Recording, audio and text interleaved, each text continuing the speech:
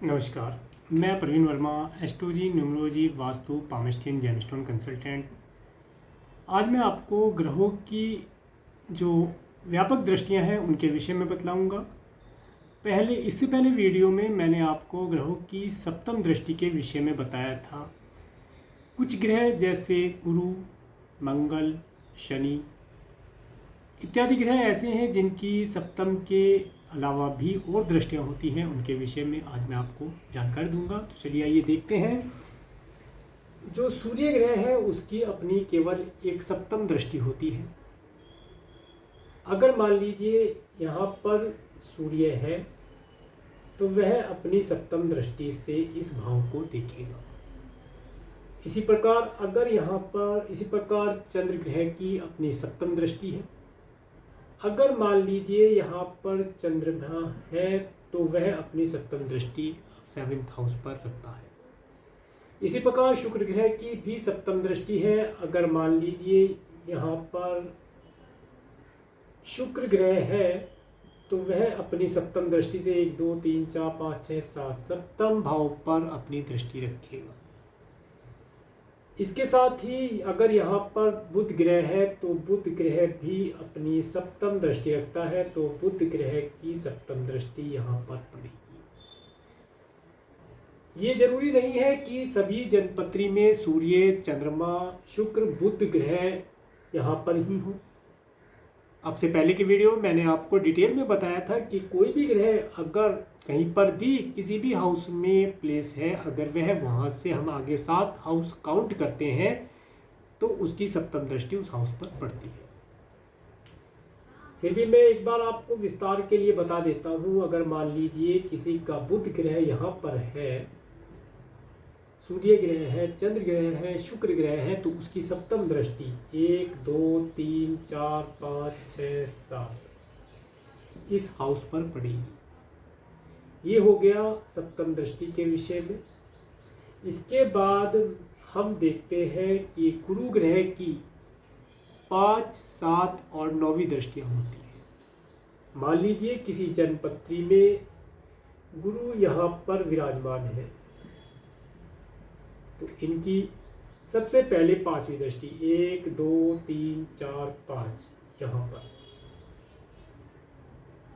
इनकी 5वीं दृष्टि यहाँ पर, 6 7 7वीं दृष्टि यहाँ पर, और 9वीं दृष्टि 8 और 1 9 9वीं दृष्टि यहाँ पर। इस प्रकार से गुरु ग्रह की 5वीं दृष्टि, 6ठी 9वीं दृष्टि और 7वीं दृष्टि ये अपनी 3 प्रकार से दृष्टियां रखते हैं जिनके माध्यम से रिजल्ट प्राप्त करते हैं। इसके साथ ही अगर हम शनि ग्रह की बात करें तो मैं एक कुंडली बना लेता हूं जिससे कि विस्तार में आपकी समझ में आए कि ग्रहों की दृष्टियां किस प्रकार से कार्य करती हैं।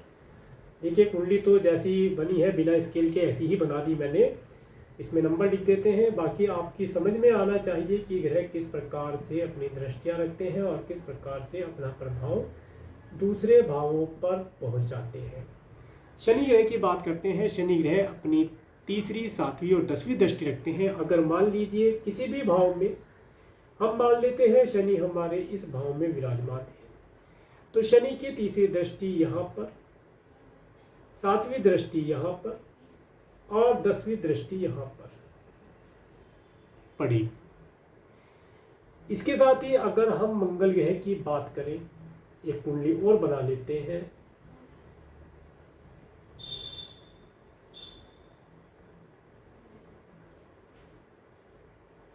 मंगल ग्रह की 4 7 8वीं दृष्टियां होती हैं। 1 2 3 4 5 6 7 8 9 10 11 12। अब मान लीजिए मंगल यहाँ पर विराजमान है तो मंगल अपनी 4थी दृष्टि से 1 2 3 4 चौथी दृष्टि से यहाँ पर और 7वीं दृष्टि से यहाँ पर और 8वीं दृष्टि से यहाँ पर देखेगा।